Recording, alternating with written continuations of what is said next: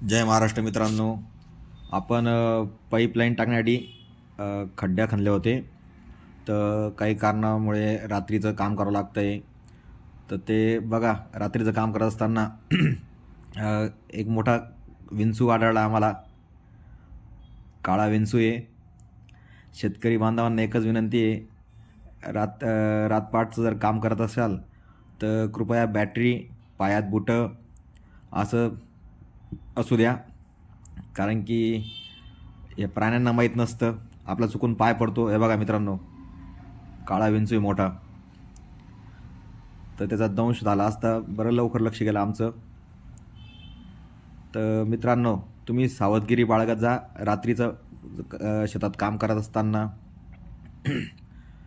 जय महाराष्ट्र मित्रांनो.